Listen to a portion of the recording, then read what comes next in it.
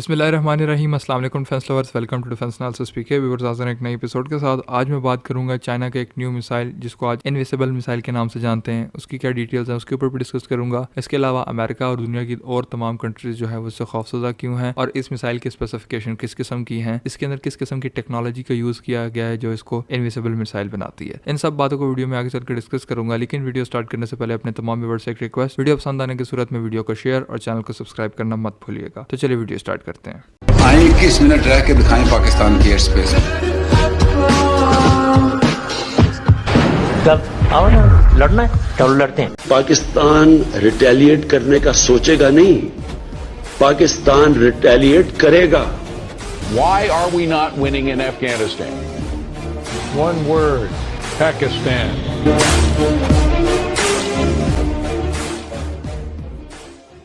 तो अगर हम बात करते हैं चाइना की तरफ से डेवलप किए जाने वाले एक इनविजिबल मिसाइल के ऊपर, देखें जिस तरीके से वॉरफेयर चेंज हो रही है उस तरीके से वेपन्स भी चेंज हो रहे हैं। आज से अगर थोड़े अर्से पहले की बात की जाए, पहले सबसोनिक वेपन्स हुआ करते थे, फिर सुपरसोनिक वेपन्स आए, फिर उसके बाद हाइपरसोनिक वेपन्स आए। अब हाइपरसोनिक वेपन इस वक्त जो है मिसाइल्स की सबसे लेटेस्ट और सबसे ज्यादा एडवांस फॉर्म है। हाइपरसोनिक मिसाइल जो है उसमें आप देख सकते हैं कि इस वक्त दो ही कंट्रीज जो है वो लीड कर रही है, एक रशिया दूसरी चाइना। अमेरिका भी कोशिशें कर रहा है, लेकिन आप कह सकते हैं कि इस वक्त उसको इतनी खातिर खा जो है वो कामयाबी में मसूल नहीं हुई जिस तरह से चाइना और रशिया जो है वक्त लीड कर रहे हैं। तो बात कर रहा था इनविजिबल मिसाइल की। आपने एक कहावत सुनी होगी कि जरूरत इजाद की माँ है। जिस तरीके से ये पिछले 3-4 सालों के अंदर वॉर्स हुई हैं, जिस तरह के नागोर्नो कराबाख के अंदर जो है आर्मीनिया और अजरबैजान एक दूसरे के आमने सामने हुए हैं, उस टाइम जो वेपन्स थे वो काफी ज्यादा डेवलप थे और आप कह सकते हैं कि एक लेटेस्ट वेपन्स की वॉर थी। उसके अंदर जो रिजल्ट है उसको भी चाइना ने स्टडी किया। देखें ये वॉर होती है ना, ये आपको बहुत सारी चीजें दिखा देती है। आपने किस किस्म से टैक्टिक्स जो है वो अपने डेवलप किए हैं, एनिमी ने किस किस्म के टैक्टिक्स डेवलप किए हैं। जब वो एक दूसरे से आमने सामने टकराते हैं, जीत उसी की होती है जिसके पास एक तो वेपन्स अच्छा हो और दूसरी बात यह है कि उसकी जो स्ट्रेटेजी है जिसको मद्देनजर रख के उसने ये अपने टैक्टिक्स डेवलप किए हैं वो बहुत बेहतरीन होनी चाहिए। There is always a man behind the gun. तो ये जो मैन है ना, इसकी जो पावर है और इसकी जो थिंकिंग है और इसकी जो स्ट्रेटेजी है वो बहुत ज्यादा काम आती है। अगर कुछ कंक्लूजन लिखाया जाए तो जो रशिया और यूक्रेन की वॉर है उसके अंदर जो है रशियन आर्मी को जो सबसे ज्यादा नुकसान हुआ है वो हाइमार सिस्टम जो है उनसे हुआ है और यूक्रेन की ड्रोन से हुआ है। इसी तरह सेम नागोर्नो कराबाख के अंदर अगर देखा जाए तो उनके पास एक अच्छी खासी टैंक फोर्स और सरफेस टू एयर मिसाइल होने के बावजूद अजरबैजान ने आर्मीनिया का अच्छा खासा नुकसान किया है। कैसे किया है? देखिए, तुर्की की जो डिफेंस इंडस्ट्री है ना, वो आप कह सकते हैं इस वक्त ड्रोन्स के अंदर बहुत ज्यादा एक्सपेल कर रही है और बहुत ज्यादा सक्सेसफुल भी है। रीजन क्या है कि वो एक बेहतरीन ड्रोन बना रहे हैं और ड्रोन्स जो है वो वॉरफेयर का फ्यूचर है। वॉरफेयर के अंदर जो है ड्रोन्स बहुत ज्यादा काबिल हैं और एक वेपन की सर्वाइवेबिलिटी को जो है वो इस वक्त बहुत ज्यादा देखा जा रहा है और उसको मद्देनजर रखा जा रहा है। नागोर्नो कराबाख के अंदर एक अच्छे वेपन्स जो थे वो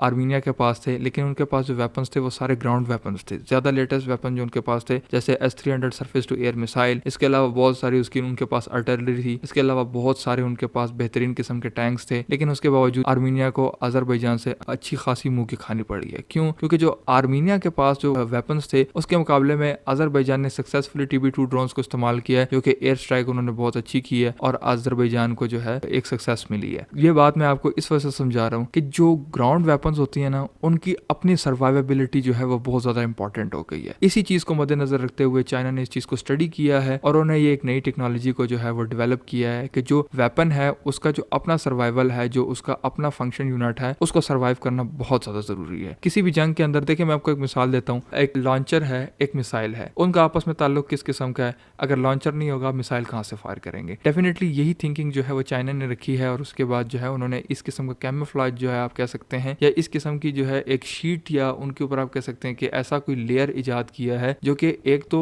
इलेक्ट्रॉनिक वॉरफेयर को जो है वो डिफेंड करेगी, मिसाइल लॉन्चर है उसको इलेक्ट्रॉनिकली डिफेंड करेगी एनिमी से, यानी जो भी एनिमी का रेडार है या आप कह सकते हैं कि इलेक्ट्रॉनिक वॉरफेयर का एक जहाज है या कोई भी सर्वेलेंस की इक्विपमेंट्स हैं, उससे एक तो एयर डिफेंस सिस्टम जो है इस तरीके से महफूज रहेगा। उसके ऊपर जो रैपिंग होगी, उसके ऊपर जो ये कैमोफ्लेज होगा, ये उसको ड्रोन से, सैटेलाइट से, रेडार से, इन चीजों से महफूज रखेगा। दूसरे नंबर के ऊपर जो चीज आ जाती है, सर्वाइवेबिलिटी बढ़ गई। जब आपको एनिमी को पता ही नहीं चलेगा कि आपका लॉन्चर किस जगह पे पड़ा है तो डेफिनेटली वो हिट नहीं कर सकता, और जब वो हिट नहीं कर सकता तो ऑब्वियस सी बात है आपकी सर्वाइवेबिलिटी बढ़ गई आपके वेपन की। तो ये चीजें जो है वो चाइना ने डेवलप की हैं, इसके ऊपर सोचा है और इसके बाद जो है ये इनविजिबल मिसाइल का तजर्बा जो चाइना ने किया है, ये आप कह सकते हैं कि इस वक्त एक लीडिंग तजर्बा जो है हो के सामने आ रहा है। एक तो चाइना वैसे ही जो है हाइपरसोनिक वेपन्स की दौड़ में सबसे आगे था और अब जो है चाइना ने ये जो कैमोफ्लेज इजाद किया है, इन्वेंशन की है इस नए कैमोफ्लेज की, तो ये वाकई ही जो है आप कह सकते हैं कि रिकॉर्ड ब्रेकिंग है और ये एक नई इन्वेंशन है जिसने ना सिर्फ अमेरिका को बल्कि पूरी दुनिया को जो है वो सकते में डाल दिया कि चाइना किस तरफ मूव कर रहा है। वही जो जंगें हैं उनसे सबक हासिल करने के बाद, उनको स्टडी करने के बाद जो है चाइना ने एक कंक्लूजन निकाली है और इसी कंक्लूजन को मद्देनजर रखते हुए दुनिया को हैरान करके रख दिया कि भाई किसी भी वेपन को अगर आपने सक्सेसफुली फायर करना है तो उस वेपन सिस्टम की अपनी सर्वाइवेबिलिटी जो है वो बेहतर से बेहतर तरीन होनी चाहिए। एक तो ये बात होगी। दूसरी बात, अब बात कर लेते हैं कि अमेरिका को इतना धचका क्यों लगा है। देखिए, आज से पहले आप देखेंगे अमेरिका किस चीज के ऊपर रिलाई करता था। अमेरिका ने जो है वो एक अपने आप कह सकते हैं एयर सुपीरियोरिटी के लिए बेस्ट फाइटर जेट बनाए हैं, लेकिन उनके पास surface to air missile system जो है वो इतने बेहतरीन नहीं है। रशिया के जो सरफेस टू एयर मिसाइल्स हैं उनको बेस्ट माना जाता है। हर कंट्री की अपनी एक ज्योग्राफिकल नीड होती है। रशिया को अगर आप फाइटर जेट से डिफेंड करेंगे तो ऑब्वियसली रशिया जो है बहुत बड़ा ज्योग्राफिकली कंट्री है, उसको आप फाइटर जेट से डिफेंड करेंगे तो आपको जो बजट है वो बहुत ज्यादा बढ़ जाएगा। रशिया ने एक चीप सोल्यूशन की तरफ जाने की कोशिश की और उन्होंने बेहतरीन सरफेस टू एयर मिसाइल बनाए हैं, जबकि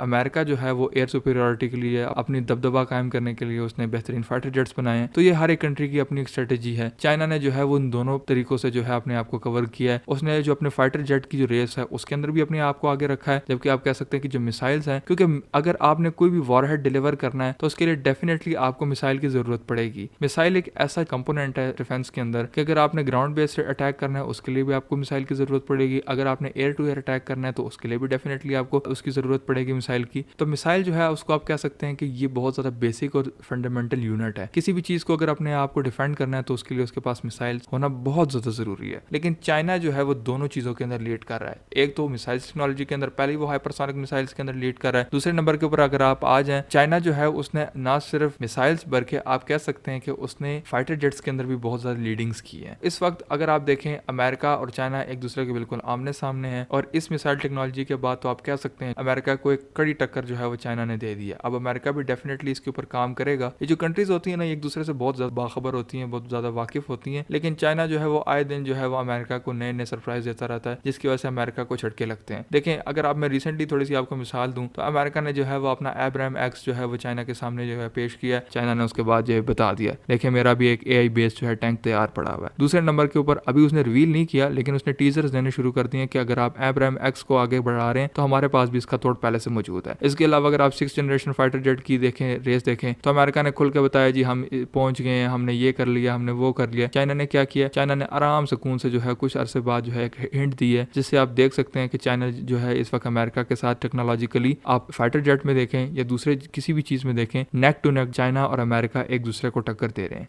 वीडियो एंड करने से पहले अपने तमाम देखने, सुनने और चाहने वालों का बेहद शुक्रिया अदा करना चाहता हूँ कि आपने मुझे इतनी इज्जत और शरफ बख्शा, और इसके अलावा आपकी ही हेल्प से जो है मैं इस माइलस्टोन को अचीव करने में कामयाब हो पाया हूँ। इसी तरह सपोर्ट करते रहिएगा। Thank you so much. तो व्यूअर्स, ये थी आज की वीडियो, आज की इन्फॉर्मेशन। होपफुली आपको पसंद आई होगी। वीडियो पसंद आने की सूरत में वीडियो को शेयर, चैनल को सब्सक्राइब और कमेंट सेक्शन में अपनी राय का इजहार करना मत भूलिएगा। वीडियो आखिर तक देखने का बहुत बहुत शुक्रिया। मैं आपसे मिलता हूँ नेक्स्ट वीडियो में, तब तक के लिए अल्लाह हाफिज। पाकिस्तान जिंदाबाद।